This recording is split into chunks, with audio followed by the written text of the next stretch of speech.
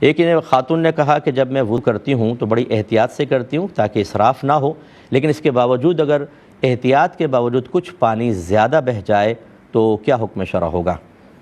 دیکھیں، ویسے تو میں نے آپ کو جیسے بتایا تھا کہ کم از کم 2 بوند پانی بہیں تو ایک دفعہ دھونا متحقق ہوتا ہے، یعنی ہر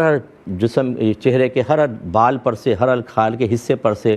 2 بوند پانی بہے تو ایک دفعہ چہرہ دھلنا متحقق ہوگا، 4 دفعہ ہو تو 2 دفعہ، 6 بوند بہہ جائے تو 3 دفعہ چہرہ دھل جاتا ہے۔ لیکن اتنی ایکوریسی تو کسی کے پاس بھی نہیں ہوتی نا کہ 6 بوند کا حساب کرے، اس لیے اگر آپ نے چہرے پر ڈالا اور باوجود احتیاط کے تھوڑا بہت زیادہ ہو گیا تو یہ جو احتیاط ہے یہ حقیقتاً بہت زیادہ ہمارے قدرت و اختیار میں نہیں کہ ہم بالکل قطرہ قطرہ ناپ کے کر سکیں، اور لا یکلف اللہ نفسا الا وسعها، اللہ نے فرمایا کہ اللہ تعالیٰ کسی جان کو اس کی ہمت سے زیادہ آزمائش میں مبتلا کرتا ہی نہیں، لہٰذا انشاءاللہ یہ معاف ہوگا۔ یہ وعید ان لوگوں کے لیے ہوتی ہے کہ جو اسراف کر رہے ہوتے ہیں، کہ جو پرواہ ہی نہیں کرتے کہ کتنا پانی بہہ رہا ہے۔ تو میں نے آپ کو بتایا تھا کہ ہم نے خود دیکھا ہے وضو خانوں پر کہ منہ نیچے کر کے نل کے ملتے جائیں گے ان کو اطمینان ہی نہیں ہو رہا۔ بھائی 6 بوندیں بہانی تھی، آپ نے 6000 بوندیں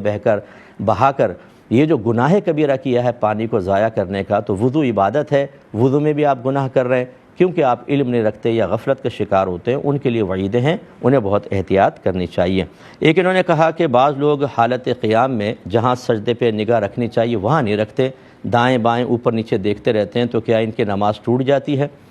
دیکھیں، نماز ٹوٹتی تو نہیں ہے، لیکن غیر ضروری اس طرح کا نظری التفات یعنی توجہ کرنا نظر کے اعتبار سے یہ مکروہ ہوتا ہے۔ اگر صرف نگاہیں ادھر ادھر کریں گے تو مکروہ تنزیہی ہوگا، اور منہ بھی گھما دیں گے تو مکروہ تحریمی ہوتا ہے، یہ نہیں کرنا چاہیے۔ لیکن بعض بیچارے جو خاص طور پہ مزدور طبقے کو میں نے دیکھا ہے وہ اوپر ہی دیکھتے رہیں گے، ادھر دیکھیں گے ادھر دیکھیں گے، ان کو پیار محبت سے سمجھانا چاہیے کہ یہ خلاف سنت اور مکروہ ہے۔